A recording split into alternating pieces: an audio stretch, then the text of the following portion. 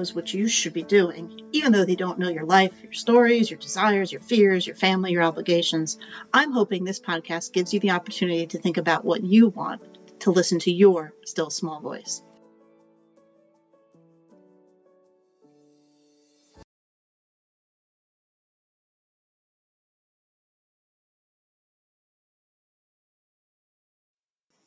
Welcome back. It's that time of year. When this episode drops, it will be right after the July 4th holiday. I hope whatever you did, you enjoyed if you're listening to this in real time. But for me, it is now what feels like the beginning of the summer, but I'm already over summer. So lots of people have lots of energy in the summer and they do all the things. And I do. I have it very early. And then by July, for various reasons I mentioned previously, I'm over it. But it's a different sort of thing. For some reason, in the summer, I have a harder time functioning. Now, I would tell you that winter would be harder, but you know what? I'm willing to be corrected. Summer is a different sort of challenge for me. I don't know if it is because it's the longer days. The sun is up early, which I love, and then the sun doesn't go down until 9:30, even though we are on the other half now where it's not staying out as late. But it's just something about the summer energy where I would love to get outside, but I can't because it's too hot. Where I would love to do things, but maybe because I can't. It's a different form of anxiety. And up until this year, I have realized I have felt this every single year and beat myself up over it. But at the same time, I've learned some coping skills and mechanisms that get me through. It's this time of year that I have to tell myself I'm going to do something at 6:00 and just do it and kind of do it without being conscious, if that makes sense.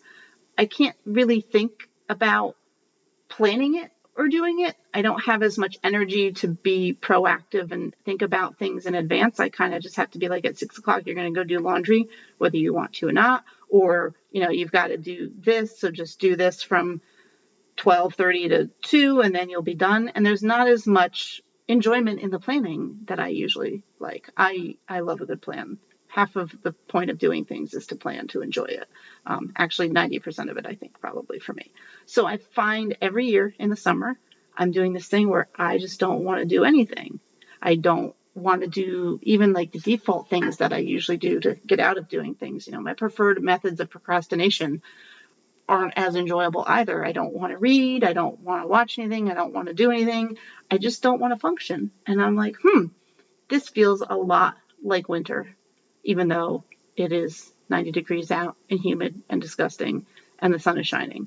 But I almost feel less motivated during the summer when I should be all motivated and excited I am than in the winter. It's very, very interesting. But I imagine, which is why I do this podcast, that I'm not alone, that there's probably a lot of us out there that do function in the summer, but find it more challenging and feel weird because maybe it is more challenging. And we're definitely not going to say that in front of other people because then we'd be more weird than we already are. Maybe that's just me.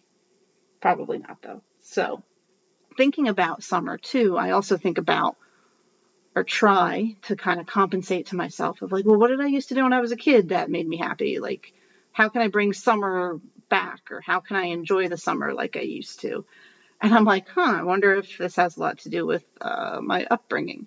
Because even those memories of summer that I have are very few and far between. But there are some good memories of summer. So I do try to do them as best I can sitting out on the porch. Again, if it's not 95 degrees and full humidity of, a southern summer here, it all depends. I have tolerance for a lot. Like I said, I'm not a huge air conditioner fan, but once we hit July, I am very much embracing the air conditioner, very, very much all over it. And I think of kind of the other things I used to enjoy, like going out for ice cream, which is not something I can do anymore.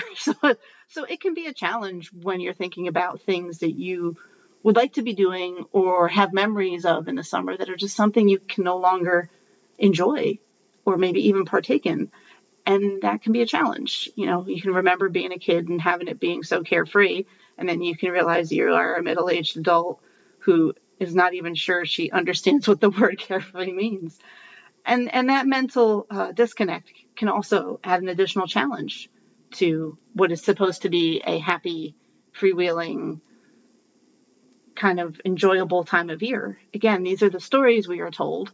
And as I've spent more time looking at and recording these and planning for these episodes this summer, I'm realizing what a bill of goods we might have been sold, and how it is really just the collective ideas, collective advertising, so to speak, that have sold us this story of what summer should be like and what summer should look like and how we should feel and how we should act.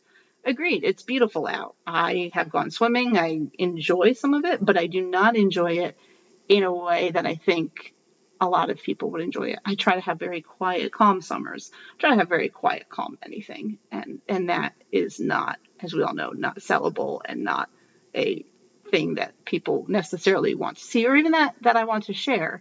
I have found it interesting that I am sharing during what tends to be the most challenging season for me, the longest, the most challenging, the kind of the most stimulating. And here I am doing it anyway. So I guess sometimes you've got to take some of your own medicine and do something a little different, which is why I did that for this summer this year. And I guess it's worked because I've done more traveling this year. I've done more other things this year than I have in the last couple. So maybe the reverse psychology does work when I tell myself, you're going to go do this whether you feel like it or not.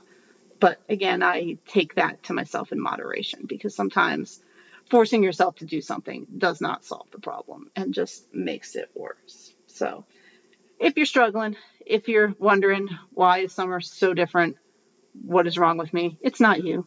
I assure you, it's never you. You're perfectly fine the way you are. It's just what we've been sold and what we've been taught. And again, someone else made that up, so we can make up things too and have them work for us. So thank you for joining me this week. I hope your summer continues to go as well as it can go, and that it works for you. I'll see you next time. Thanks for joining me today, and I'm looking forward to seeing you next time. If you enjoyed this episode, I'm so glad. If you didn't, that's great too. Thanks for giving it a try. You can do all the things: subscribe, rate, review, emoji it up if you feel so called. I appreciate any feedback you have. Please reach out to me on Facebook at The Still Small Voice Whisperer.